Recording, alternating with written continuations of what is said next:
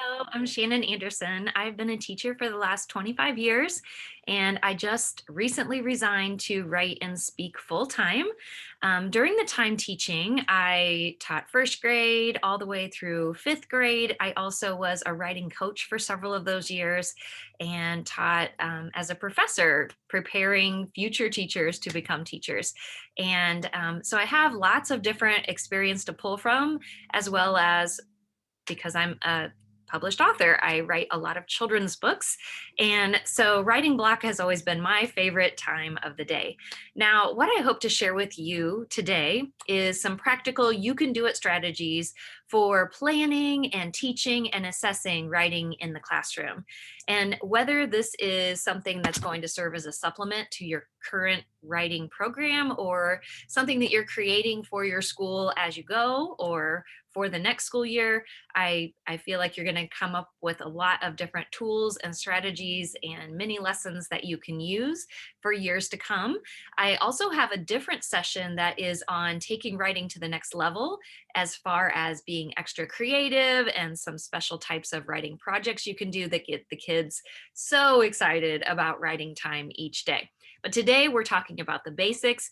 I'm going to get you comfortable with writing in your classroom for the school year. So I entitled this Teaching Writing is Hard Until It Isn't, because I truly do feel that way. And I know a lot of times when I speak at conferences, I have a lot of people, I take a poll at the very beginning of my session and I ask, are you here because you love writing like me and you can't wait to get, another nugget or two of information that you can add to um, your tool belt, or are you here because writing block is your least favorite time of the day? You don't feel like you know what to do with that time each time and not sure, that you feel comfortable with what you currently are implementing. And most of the time, the hands go up for the second one, that they don't feel comfortable and that they are there because they want some ideas. And, that's okay. You're in good company and there is a reason for that. When I was writing my book, Be an Amazing Writing Teacher, I did all kinds of research. And one of the things that I found is when they scan the course syllabi of thousands of college syllabi for methods classes, they found methods of teaching reading, methods of teaching science, methods of teaching math, and even methods of teaching music, art, and gym. But there weren't any methods of teaching writing classes. So it's no wonder, as teachers, if we don't even have that training in college. I mean, even my daughter, who just graduated as an education major, did not have a methods of teaching writing class. It was just like a little bit incorporated into her methods of teaching reading. And so it's no wonder we don't feel comfortable teaching it. And the other thing is, I guess I'm probably older than maybe some of you watching this, but when I went through school, I did not learn methods to write well. I learned, that it was important to have a good length to your writing and that spelling was important and grammar. And, I should start with a capital, end with a period, and know how to use my commas. It was more about the conventions and the length. It wasn't necessarily about, how can I make this writing shine, or how can I make this really creative, or, make it my own in some way. And so it wasn't until like high school that I even learned about how to write transitions. And so I don't feel like as a student or as, a person going into teaching, I don't feel like I was equipped to do that. And I think a lot of people feel the same way. And that's why we don't feel comfortable and don't know what to do during that writing block. So one thing I will leave you with is, if you've ever heard that saying, fake it till you make it, if you don't love writing, I mean, I do, but if you don't, at least pretend you do in front of the kids, because the kids can sniff that out and they know, well, that, your attitude about something is contagious. So if you're excited about math, they're going to be excited about math. And if you're excited about writing time, they're going to be excited about writing time. And I have a whole session I could do just on, writing like a real writer and turning you into a real writer, but we won't go there today. So to start with, let me use this analogy of a writing being like a marathon. I in my 30s ran a full marathon each year. I used it as an excuse to travel. I went all over the place. And when I was training for a marathon, you don't just go out one weekend and run 26 miles to prepare for the 26-mile race. So, what you do is you gradually build endurance over time. So, you might run 5 miles 3 times a week, and then on that weekend, you might run eight. And then the next week, you might run 5 miles 3 or 4 times a week. And then that next weekend, you run 10. And it keeps kind of going in that way where you're gradually building the endurance to be able to handle that big race when it comes. And that's kind of how we have to prepare our writers. We have to gradually build that endurance, because for them to just sit down and write an entire piece start to finish, that's really a daunting task, because there are so many things that go into writing. And so we have to gradually build that. And so that's why a lot of what you're going to see today is how you can take like a skill and focus on that, and then the next day maybe a different skill and focus on that, and then gradually build those skills. So when it does come to the point where, whether it's, a certain prompt that they have to be able to write to, or there's some kind of testing or standardized thing that they have to be able to do a writing with, then they can take all of those parts of skills, all of that gradual training, and try to piece it all together and run that race and be able to put it all in to what they're doing, all of the good things they've learned along the way. And that's just like what it is with running. You do some speed work, you learn about the nutrition, you learn about how to dress in layers, and you learn all of these things, and then you put it all into place when it's time for the big day. So that's just something to kind of think about. And, you also would mix up the kinds of writing that you're doing. And so that makes it more exciting when you're teaching. It makes it more exciting for the kids to learn about all these different things. When I was a writing coach, I would go in and talk to teachers, and I would ask them if they were one of those teachers that would share with me that they didn't enjoy writing at all and didn't know what to do. I would ask, well, what are you currently doing? And a lot of them would share, well, on Monday, I give them a prompt, and then we brainstorm ideas, and it's just kind of like a brainstorming day. And then Tuesday, we'll write a beginning for it. And then on Wednesday, we'll work on the middle part. And then on Thursday, we'll write up our ending and wrap it up. And then on Friday, we'll publish it. We'll edit and revise and publish it. And so basically what they're doing is every single week they're having their kids run an entire marathon. And so instead, what I would propose is, first of all, don't do a prompt every week. Limit your amount of prompts. But the other thing is, try to build in all of the different skills they're going to need on different days, and then gradually put those pieces together. And I'll show you how I do that. So the next thing is coming up with your training plan. And what I use, let me see if I can pull it out here. At the beginning of the school year, how there are all of those booths, and like the insurance companies and the banks and things, and they hand out like these calendars that you can take. Well, I take a new one of those every year, and I redecorate the cover to however I want it.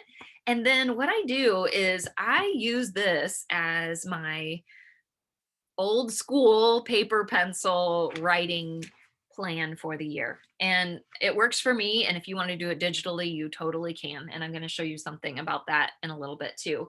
But what I'll do is I'll start out by thinking, okay, at the beginning of the year, of course, I want to teach the essential things about writing. So for me, I call those the 6 traits, or you can call them the 6 ingredients, the 6 elements of good writing. Depending on if you have a certain writing program, you might want to use the same terminology. If you don't, you can choose what you want to call it. But, there are really those 6 things that seem to be essential, like our ideas and our word choice, our organization, all of those. And so in the very beginning of the year, I want to make sure that I'm introducing those. So maybe my first 6 days of school, the first week and then a little of the next week, I am introducing a trait a day, just kind of explaining to the kids what that trait is and why it's important, and examples of those, just briefly, so that I can get through it. And so that's how I started out. I'm going to do ideas on this first day, and um, I'm going to do voice on the next day and sentence fluency on the next day. And I'm writing those in. And before I know it, I have my whole first week planned out. And then, I can decide, if I wanted to, I could spread it out more. I could do 2 days on ideas and 2 days on word choice and 2 days on organization. However, I want to do that. But that gets me started in here.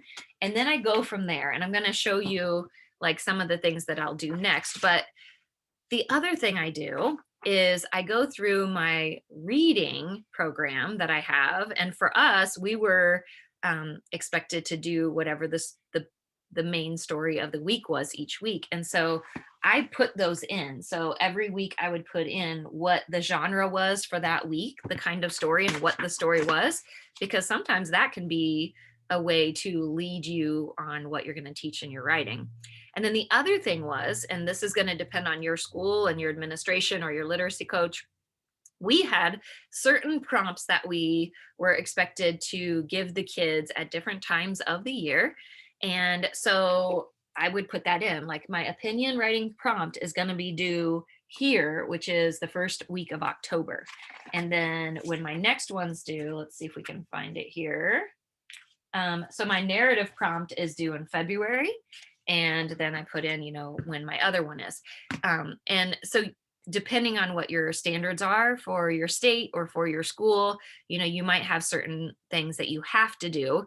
And by putting those in, I can plan backwards. Like if I know that I have to do opinion writing on this particular day and my kids better have some of those skills in place before they're given that prompt, then I can plan backward to make sure that I'm covering those things.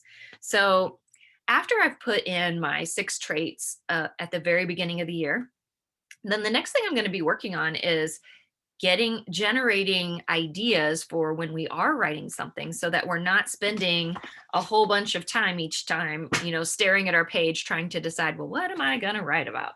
And so what I like to do is I just made this big me. You can make this really simple, just 2 big bubble letters. I just traced a couple bulletin board letters that I had and ran it off. And so what I do with my me page is I used to pass it out and say, tell me all about you and your family and things you love and care about. And when something's that overwhelming, there are so many possibilities, it's hard to focus in and know what to write. And I got very little written. The kids wrote very little. And so I'll do a couple of things to help with that. One of those is I will project this up and be writing on, the dot camera. I'll write on mine as I'm prompting them to write on theirs. So everything I do, and you'll hear me say this, I model everything. And that is a game changer. Sometimes it's uncomfortable and puts you on the spot, but I'm telling you, it makes a huge difference if you're doing what you're asking them to do. And so what I'll do is I'll actually prompt them about the things on the me page. Like, for example, who is in your family? And I'll write down who's in my family and they'll put those people down. And what pets do you have? Oh my goodness, the pets can generate all kinds of story ideas. Like they're raising their hand already. Like, can I tell you about my dog or when we got our hamster? And so writing down all of their pets. And then, what are some clubs that you might be a part of? Or what vacations have you been on that you remember? Or did you have a special birthday party? Favorite things, all of those things I'm prompting them and then I'm writing them down too. Now, what I also do is on the back side, I have, oops, it's upside down. I have my expert list. And so for that, I ask them again questions about what they're an expert on. And I don't mean like you've gone to schooling for it or you've necessarily even had lessons on it. But if there's something that that maybe a little bit better than someone else in the classroom, that can go on your expert list. So for example, Evie in my class owns horses. So she is an expert on horses compared to the rest of us in the room, including me. She knows what to feed them, how to take care of them, how to ride them, all sorts of things. So she could put that down. And so I put down like, I'm a runner. Like I can train you on how to run a 5K race. I can tell you what to wear, what shoes, I think are good. And, for each temperature, I can tell you what layers to put on, those kinds of things. And I put down scrapbooker, because I I scrapbook everything my kids do. And so things like that, and then prompt them to do that too. Is there an instrument that they play? So do they take violin or piano lessons? Do they play the ukulele? They could put that down. Do they, if they're in 4-H, can they sew? Can they do something special with the projects that they're doing? Can they cook? What are the things that they know how to do that other kids might not know? Is there a sport that they're in? Someone who is really good at soccer, they're an expert at that compared to me, because I probably at this point in time wouldn't be a very good soccer player. They would probably have a lot more to share about that than I would. So filling out those me pages and the expert page, and then having a folder that they keep for the year, that's one of the things that's going to go in that folder. For the whole year, it's going to stay there. And sometimes they might add to it. But what's great is when I'm teaching a lesson on something and, I want them to apply it by writing a scene or writing a beginning or whatever that might be, then I'll tell them, pull out your me page or your expert sheet and, take something off of there. That's what you're going to use to write about today. And so they still have choice, and those are things that are personal to them, so it's differentiated. And then they're not sitting there for 15 minutes just trying to decide, well, what should I write about? I'm not sure what topic I should pick. And that saves so much time. Another thing that you can do is you can survey the parents. So you can send home the me page and the expert page with directions, or at a meet the parent night, you can have the parents fill it out. And it's so helpful. What I used to do when I taught first grade, so this was way back in the day when we used to develop film from our cameras. And when you would go to Walmart or Walgreens to get your film developed, they would give you this free little photo album to put your pictures in. I used to have family and friends save all of those picture or the photo albums for me. And then I would give one to each of the parents and say, please fill this with things. Because as you know, a picture's worth 1,000 words. So I would have them fill those with pictures and send them in. And that became part of the writing folder as well. And, the kids, when they bring that photo album in, they can't wait to tell you all of the different stories from the pictures their parents put in about vacations, trips they took, pets they have, special things that happened. And so that is a really good way to generate ideas. And if you're a one-to-one school and they have iPads, you can have them just take pictures and keep it in their camera roll. And that's something they can look at when they're generating ideas. So I actually have, like a day planned when on the ideas day that we are generating ideas. We're filling out our me page, we're filling out our expert page. And if they've brought anything in or their parents provided something for me on meet the teacher night, then we are going over all of that on our ideas day. And then another thing that I will do shortly after that is at some point at the very beginning, I need to plan all the procedures. Like I need to share with them what they're going to do if they have trouble spelling a word. Like, what is our procedure? Is it ask three before me? Is there a little, one year I did this little, it was just a laminated piece of construction paper that said, I need help. And it was, it was a tent and they could just set it on their desk. And then when I saw that someone had that up on their desk, I knew I needed to make my way over there. I had my try sheet. So it was a T chart and it said my try on one side and correct spelling on the other. So when I was teaching first grade, there were some kids that would not move on unless they knew that what they wrote was spelled correctly. So if they had that out on their desk, then that was kind of like a, raising their hand for help. I knew that they needed a word. So as I'm going around on my roller skates, as they're writing, I see a sheet, I see how they tried to spell it, and then I just simply jot down the correct spelling. Now, when I taught third grade, I just let them look it up on their iPads because that's what real writers and readers do. We look things up. And so that was my procedure for figuring out a spelling word.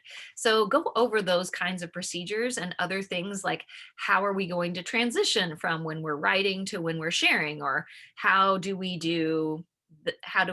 organize our writing folders, those types of things. So all of that you're going to be going over sometime at that beginning of the year, and you can write that in your planner. Like this day it's going to be all the logistics of, if we write in stations, what that looks like, if it's a conferencing day, what that looks like, and just going through all of that, setting the expectations. And then another thing is I always share with the kids, I bring in, and I encourage you to do this. You can make one and just pretend if you have to.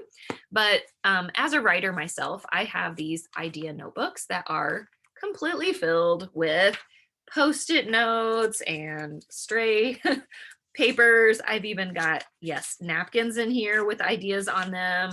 I have all kinds of stuff from when I think of an idea and I want to capture it and I stick it in. And I even sometimes actually write on the pages in the journal, but most of them are post-it notes and, even church bulletins. And so showing the kids that when you have an idea, you can capture it and that can be put in, you can have an idea notebook or journal for kids, or you can tell them, to take all of those post-its and things and put them inside their writing folder pocket if you want to do it that way.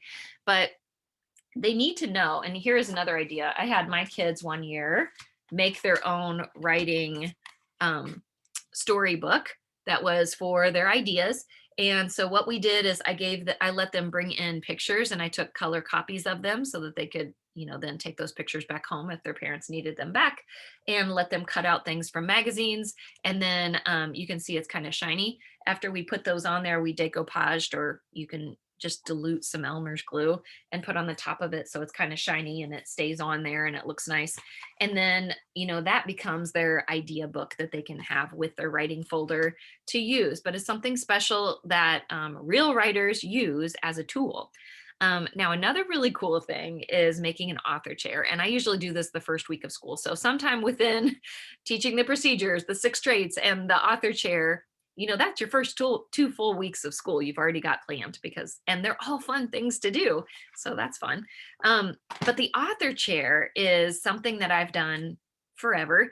I go every summer to garage sales and I try to find, a $5 or $10 wooden chair, bring it home, sand it down. And then that first week of school, every kid gets to take a turn painting something on that chair. So, they can use whatever colors, and they can put polka dots, stripes, whatever kind of design they want, or just color a solid spot. And then the next day after that's dry, I let all of the kids sign it with a Sharpie marker. So this is a very special chair in our room. And another thing that will do is I'll have a fishbowl, and I use that for a couple of different things. They can put their name in the fishbowl for the drawing at the end of the year to keep the chair for things like acts of kindness. But also, if I notice, like while we're practicing writing, each day during that part of our block, if I notice a great example of someone using the skill that we worked on that day, I might ask them to put their name in the drawing for that. And so it's just a really fun thing that means a lot to the kids because they all had a part in creating it and their name is on it. And then at the end of the year, you can draw out a name and someone gets to keep that chair forever because it's only special to that class because their names are on it. Now, the next thing is your prompt planning. So you want to figure out, like what prompts do you have to have? So like I said, in my planner, I had the opinion prompt and the narrative prompt and the informative prompt. Now, I also did another one that was a compare and contrast prompt, because what I have found, especially when I was teaching third grade, is a lot of times the prompts on the standardized testing has something where it has you read 2 stories and then compare and contrast the characters, or compare and contrast the beginnings of these 2 stories, or compare and contrast how this happened. And so they really need to understand how to compare and contrast, how to use those transition words that are different than an opinion piece's transition words or an informative writing's transition words. So I try to do one each 9 weeks as a formal prompt that I would be giving them some more formal feedback on. So decide what those prompts are, or maybe you don't get to decide. Maybe the literacy coach has that planned for you, or administration. But when you get those decided, put those in so you know to plan backwards from there. Now, something to consider. So for us in Indiana, we have the narrative, the opinion, and the informative that are the required state writing standards. And like I said, I added compare and contrast. But something to consider, something that we did when I was writing coach is, and I had learned this at I think I was at the National Gifted Conference when I heard someone doing this. And what they did is they took um, the 3 prompts that they were going to use, and they used the same exact 3 prompts for every grade level, like for years. And this was so awesome because, like, our opinion prompt was, okay, if you have a cat for a pet or a dog for a pet, which one is better. And that was the same prompt the kindergartners, the first graders, the second graders, third graders, fourth graders, and fifth graders all had during our opinion prompt time of the year. And the cool thing about this is, well, let me tell you a little bit about the prompt first. So, first of all, to put everyone on an even playing field, we did a lesson the day before the prompt. So, a lesson on cats, a lesson on dogs, like really. And what is the benefit of having a cat for a pet? What is the benefit of having a dog? What are the cons to having a cat or a dog? And so that way, kids had some background knowledge in case they didn't have a cat or a dog at home. And then the next day, they were given the prompt.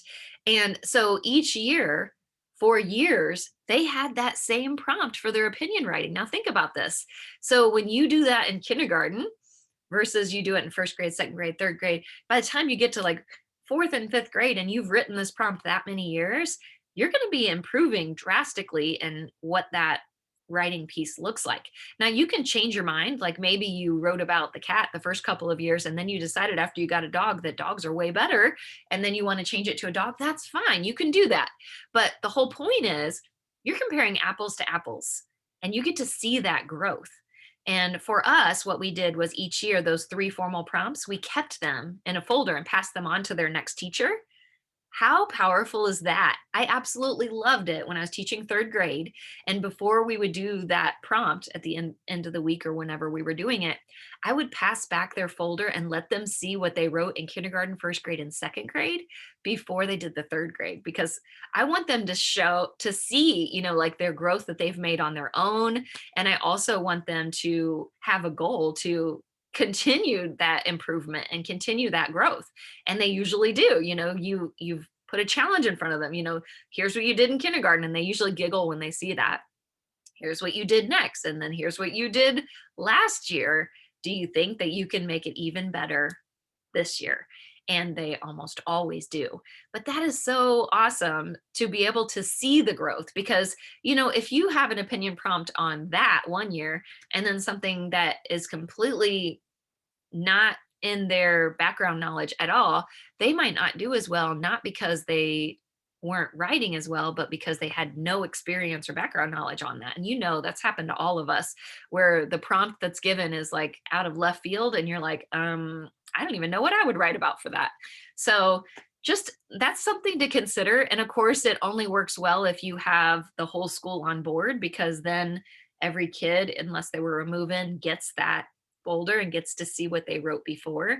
So it's pretty neat. All right. So once you know what those are, you're going to plan backwards. So, like I mentioned before with transitions, like think about how you write your beginnings and your middles and your endings for a personal narrative versus an informative writing. Think about the transitions that you would put in when you're doing an opinion piece versus you're doing a compare and contrast piece. So, there are all those things that need to be taught differently. So, even if you've done a lesson on beginnings, well, a beginning for a personal narrative is completely different than the beginning for an informative writing. So you need to do that lesson on beginnings again for that genre. And the kids need to understand that that looks different for the different kinds of writings that you're going to be doing. So planning that backwards. And that's again where you get out that planner and you look and see, okay, so here is my opinion writing. So sometime I need to teach them the beginnings. How am I going to start out my piece? Am I going to state my opinion? Am I going to do a shocking, whatever to start it out? Am I going to give a statement first and then give my opinion?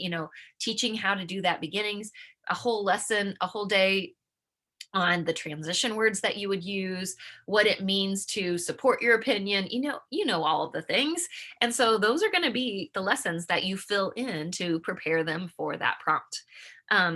Now, another thing to think about, this is another cool idea that I love that I saw at a conference, and this was from Ruth Cullum. And she actually used to do this multiple times a year. I only do it one time a year because it does take some time. But another thing to consider, and this is an opinion for informative writing, but you could do this for any of the genres, is she would create a writing that and pose it as a kid's writing, one of her former students writing. And she would write it in a way that was pretty weak. So if you have a writing rubric of some kind, so the one that we used with our school had a 6-point rubric for each of the 6 traits. So for example, for ideas, you could get a 1 through 6 rating. for word choice. You could get a 1 through 6 rating. Well, she purposely wrote it to be kind of like a 1, 2 level, like not very good. And so a couple of things that I love about this. One is that when she was doing this, she would show the kids the writing and say, this was a past student's writing, and they would read it.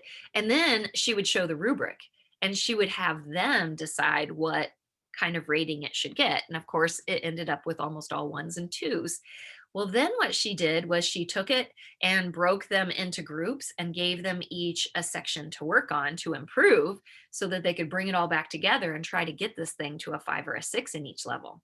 So they're not only getting to know the expectations and the rubric, but they're also working hard to improve just one isolated area. And so her example she gave was on penguins. And so the writing was, it was not focused, had a little bit here about the diet of the penguin, a little bit here about their life cycle, a little bit here about, um, you know, other things, random things. And so, she also, the beginning wasn't strong, the ending wasn't strong, didn't wrap it up. So she gave one group the beginning to work on. She gave another group, let's try to make one whole paragraph just about their life cycle. Let's make another whole paragraph just about their habitat. Let's make another whole paragraph just about their what they eat and how they feed their young. And then the last paragraph will be the conclusion paragraph. So she gave each of those paragraphs to groups in the room to work on, and then they put them all together. Well, guess what happens when you have all these disjointed groups working on things without seeing each other's stuff? Well, it's very disjointed, isn't it? It's not smooth. So that's the perfect day to do a lesson on transitions to make that come through smoother. And then the next thing was putting that rubric back up and saying, okay, where are we now? And regrading it. And chances are it's probably not all 6s yet. And so you've worked in small groups. Now you're going to work together and do shared writing time where you are together trying to improve the word choices, the organization, all of those things until you do get it to a 6. So by the time you've been through this whole experience, I mean, it might take a couple weeks, then you have taken a piece that was very weak and you've made it very strong, and the kids have seen the process.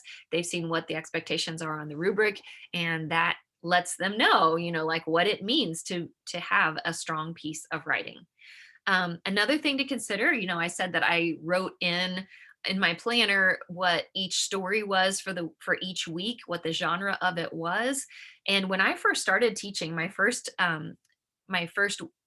story in the 3rd grade anthology was when Charlie McButton lost power. And I remember seeing that and noticing, okay, so this is a story about this gamer boy who the power goes off in his house and he is distraught. He doesn't know what to do because, he can't play his games. And I also noticed that it was written in narrative rhyme. And so that made me immediately think of the story Penelope Perfect, which is actually a story that I wrote. And it's written in narrative rhyme as well. And it just so happens that the turning point in the story is a thunderstorm that knocks off the power in her house. She's a perfectionist. And so when the power goes off, her alarm clock goes off and she wakes up late for the first time ever for school. And she is distraught and doesn't know what to do. And so here are these 2 stories. And so what I did in my planner when I wrote in Charlie McButton, lost power, narrative rhyme, and it was the first story of the year, I thought this is an awesome story to start on. Like once I'm done with my 6 traits and my author chair and the procedures, then that next week when I'm ready to start my reading series and kick off Charlie McButton, I'm going to also pull in Penelope Perfect. And that's something I can pair together, and we can do narrative rhyme and talk a little bit about narrative writing, but also get the kids excited about writing in general because it's rhyming. All kids love rhyming. It's so much fun. And so I taught them all kinds of things about that. I taught them how to do rhyming schemes. We put up Charlie McButton lost power, and it's written in AABB rhyming scheme. And Penelope Perfect is written in ABCB rhyming scheme. It blew their minds to know that there's actually some, strategy behind how and which lines rhyme in poetry. So that was a fun way to kick off the year. And of course, we could do all kinds of comparing and contrasting of the two characters and the thunderstorm causing both of them havoc. And so that was just something, because I had written that in and written what genre it was, it made me think of another example. I was able to pair them, and we had a great first week starting our reading series, and I was able to incorporate it into my writing time. And so sometimes it works really well that way, and sometimes it doesn't. Sometimes there are stories that you're like, I think I'll just go with, continuing on what I was going to do in writing, and I'm not going to tie in the story this time. But sometimes it works out really nicely. So I'm going to give you a couple of mini lesson ideas. So one of them is bold beginnings, because that's kind of a beginning of the year type of thing. And I'm going to give you beginnings for narrative writing. That's what we always used to start with. So when I'm doing narrative writing, I like to talk to the kids about how real writers try to figure out their beginning. We want something that it's so important, because we want something that someone's going to start reading it and they're going to want to keep turning the pages. They're going to want to read that whole book. And so since the beginning is so important, we spend a lot of time figuring out the beginning. Now, what I do, my strategy for figuring out beginnings when I'm writing a picture book, which is what I mostly write, I take a stack of some of my favorite picture books and I just read the first line of each one. And then my brain is only thinking of beginnings. And before I know it, I've figured out, oh, I liked how they used this part for their beginning, and then how this one did this with the character on the beginning. And I could combine those and make my own beginning. And you just start coming up with things when you see other people's ideas. So what I will do is, I have a little hook to my lesson where I do this whole role play thing. I pretend like someone's coming to my house. I have one of the students pretend like they're coming over. And in one example, I will, like pull them in, set them down at the table and say, here's your food, eat it. And everybody kind of giggles. And I'm like, what? Is that not how you invite people into your home? When you invite them over for dinner?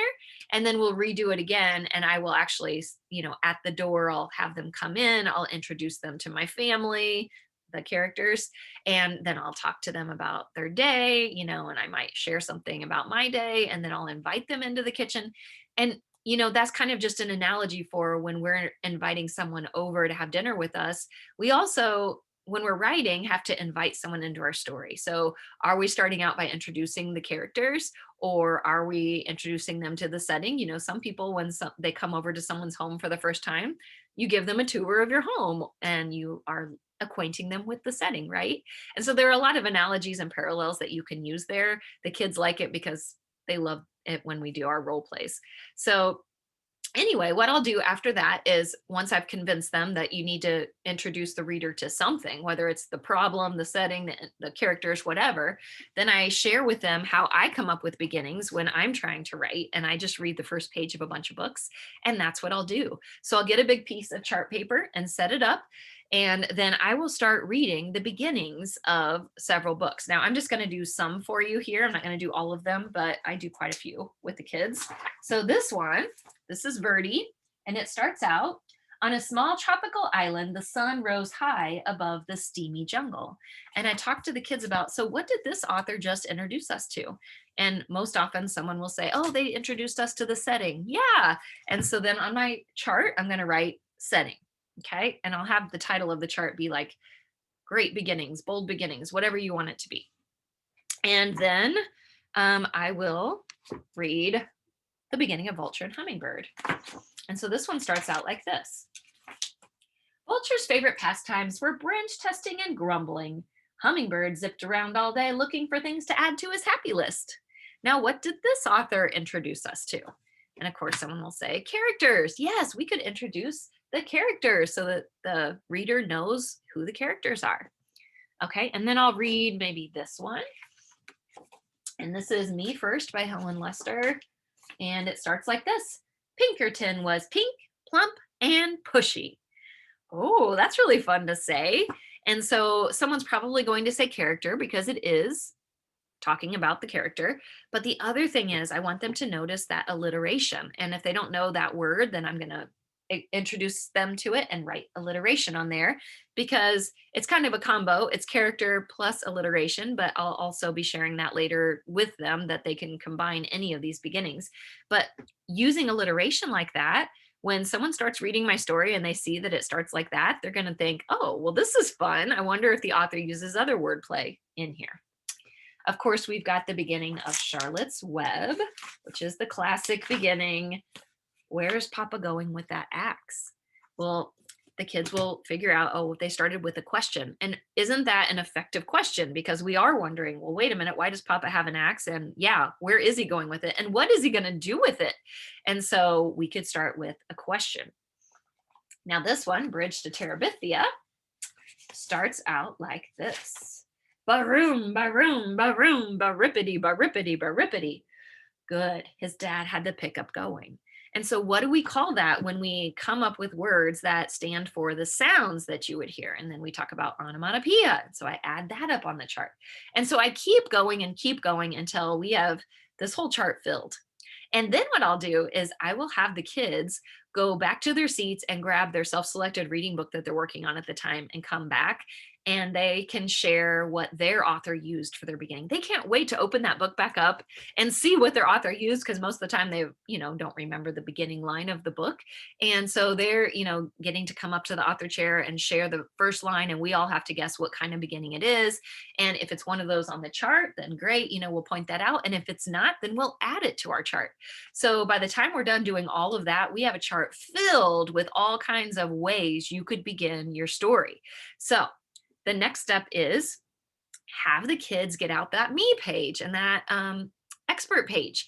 And what you're going to have them do, of course, you're going to model it first, but what you're going to have them do is you're going to have them pick something off their me page, and they're going to write 3 beginnings. So if you look here, I've got these examples of someone picked running. And so they wrote 3 different beginnings for running. So they used onomatopoeia. They used, let's see, sorry, my screen is on the side here. They used some alliteration, and yeah. And so on those, I'm going to do that first. I'm going to put my me page up, and I'm going to let them choose something that I have to write about.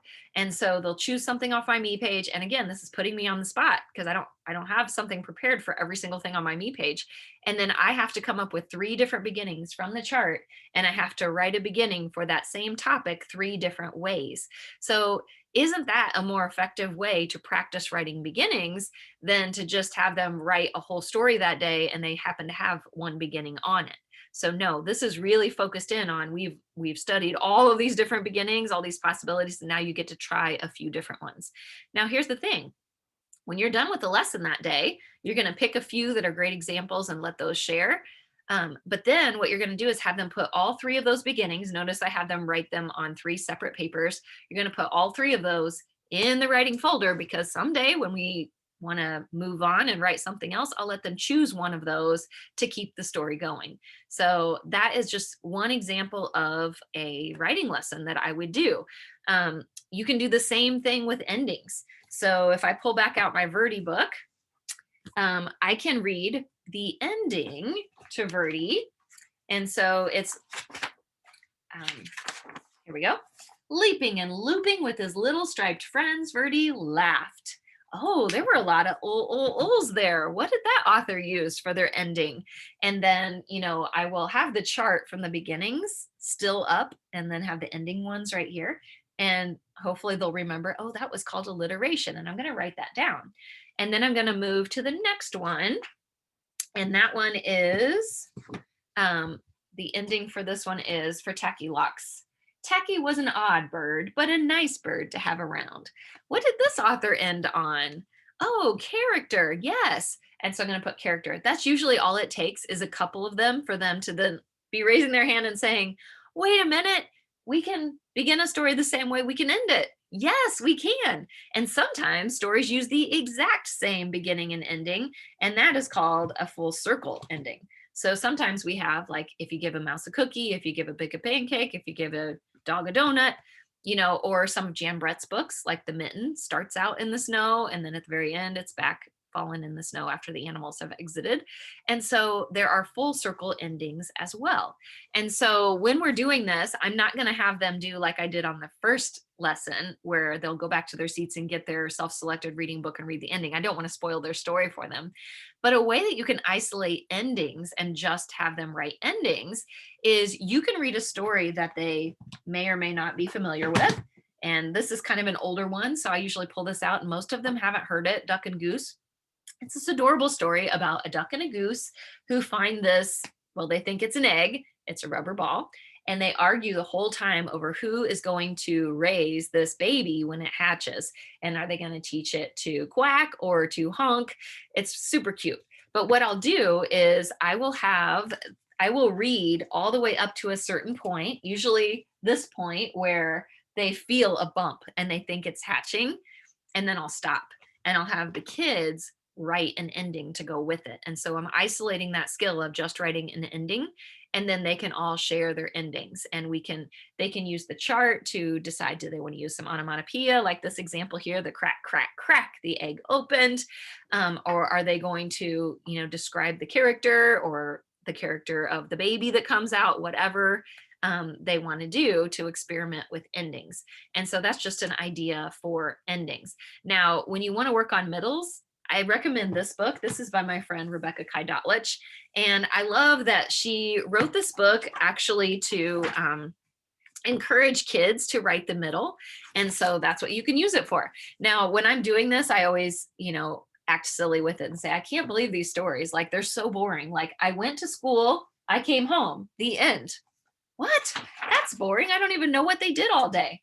One day, I lost my dog. I found him, the end. What? I don't even get to see her like putting up the lost posters or crying herself to sleep when she doesn't have her dog to sleep with that night.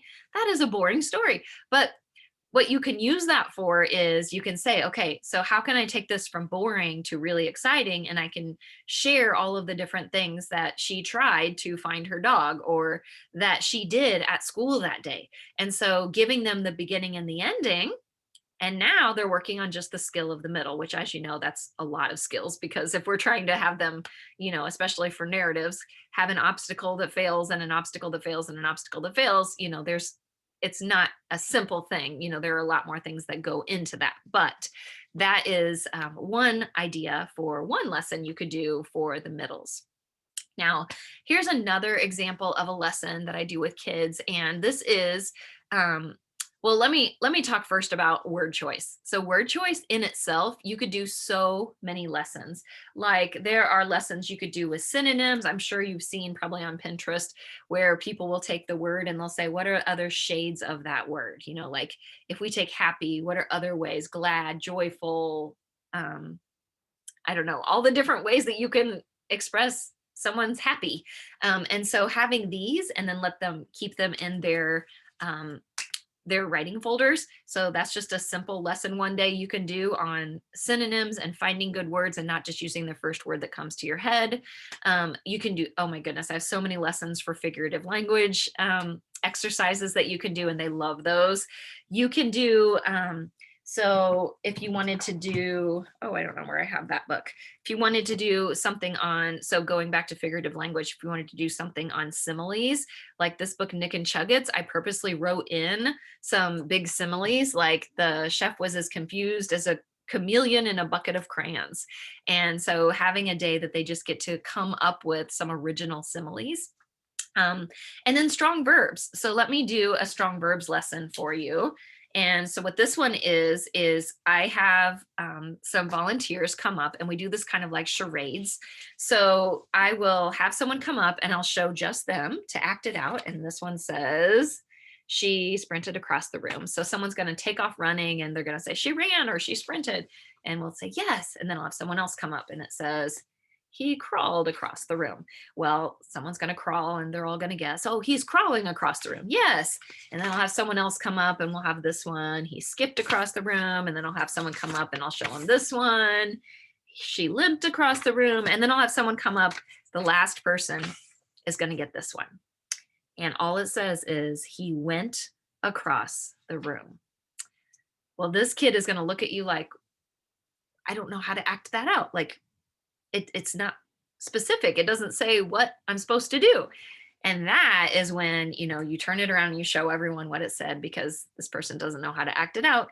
And that makes your whole point for the lesson that if you don't have a strong verb, then the reader can't picture it in their mind. So just like this kid who volunteered can't picture how to do this to demonstrate it because it's not specific, same thing with our writing. If we're saying like she went, to the store, or she went across the finish line, well, that's kind of jipping the reader. Like, did she limp across the finish line or did she sprint across the finish line? Because those are two completely different stories and different endings. So trying to have them like for that day's practice, what I will have them do is actually go through their stories and find, like, I'll have a whole list on the board of like went, go, am, are, like all of the boring passive verbs, and have them draw a line through them and try to come up with something that helps paint a picture in your mind better. And so that's just an idea for strong verbs. And I'll have them do a scavenger hunt through their self selected reading. I'm always trying to tie it back into what they're reading so they see that connection between reading and writing because they are a reciprocal process there. And so having them come up with the best verbs that they found, and we can make a big chart of strong verbs that we love. And that way, when someone's stuck, they can use that if they want to. And they can take a picture of it and have that on their camera roll, or they can jot those down and put that in their writing folder. So just some ideas for you there. And then another thing is, using mentor text, and sometimes that might be your story that you're working on. So let me grab this one. So here's the cover for what you're looking at right now. It's called The Supermarket. And this was one of the stories in our anthology that I was like, maybe I'll skip this one. It seems kind of boring. It's just about a grocery store. But when I read it and looked at the word choices and the juicy goodness I could use in the writing block, I was like, okay, we're totally doing this story. So we read this during our reading time, but then I pulled it back out during our writing block that day because listen to this. Shopping carts clang, magic doors whiz open and shut, colors glow under bright white lights. So many breakfast, lunches, and dinners. Like, did you hear all of that? Like, magic doors whiz open and shut. The shopping carts are clanging. So we've got like all these sensory details. And then listen to this. So, where does all this crunchy, munchy, sweet, sour, fiery, frozen, fabulous food come from? Oh my goodness. So, we've got some internal rhyme, we've got lots of alliteration there, and again, some more sensory details about what it feels like, what it tastes like. And so, I use this book as an example of how you can take something mundane, like a supermarket, and help someone experience it, like feel like they are there. And so I have them that day pick a mundane place. It could be their kitchen, their backyard. It could be a supermarket, whatever they want to choose. And they have to bring it to life using sensory details. And so my lesson that day is on sensory details. So, another idea for you. Now, I make charts all the time, just like I explained with the beginnings and the endings, the strong verbs. And so have those charts available around the room. And if you run out of space to hang them, then by all means, have them take a picture with their iPad or have them be taking notes as you're noting them on the board. And then they have it either in their writer's notebook or in the writer folder that they can always refer back to. Because, like I said, we're teaching these in isolation, but you want them to be able to bring them all together and use them when they do write a full piece at some point. Okay, so looking at the writing block itself and breaking it down. So the way I do it, I have some kind of mini lesson, and that is something like, the acting out the strong verbs or pretending they're coming to my house for dinner, the little hook that's going to get them like, oh, what's she up to? What is this about? And then modeling. So I'm going to model, the strong verbs lesson. I'm going to take one of my writing pieces and I'm going to improve. I call them makeovers. I'm going to do a makeover of the verbs and I'm going to then share, like, how could I change this instead of where I put went here? How could I change that to something that's going to help you picture what they're really doing? And then the practice part, and then the sharing. And when it comes to sharing, I really am careful to spot as they're writing good examples because that's what I want to exemplify for everyone. It's what I want to show everyone. This is a good example. So it's not a matter of, when I taught first grade, every single kid wanted to share, and you just don't have the time to let everyone share. So if you can pick a few good examples and keep that sharing time down to 5 minutes or less, then that is going to be the most powerful use of that time. Okay. And then with modeling, I've already kind of preached on this, but it's tempting to skip that. But I can tell you, there have been times that my lesson, I feel like when I released them to write or practice that thing, that it wasn't going well. I realized, oh, I didn't do it first in front of them. And it makes such a difference. The first couple of times they do something, a practice with a beginning, a practice with a strong verb, they really need to see it modeled so they know the expectations. They see you thinking aloud as you're writing or getting excited as you're coming up with ideas. That is really, really important. During the practicing phase, Christina Smeckens is someone that I've gone to a lot of training with, and she says they become better writers while writing, not while listening to you. So as much as it might be tempting to go on and on, like I am right now, about what you should do, is actually let them try that thing that you've been talking about in the lesson. Give them that practice time. It's really important, and save everything that they do practice. And during that practice time, I'm going around and I'm spotting good examples, but I'm also conferencing individually. Or maybe if I've noticed that there are a few kids that are struggling with the same type of thing, I might pull them and take a group of 3 kids and work on one specific type of skill that I'm seeing is an issue.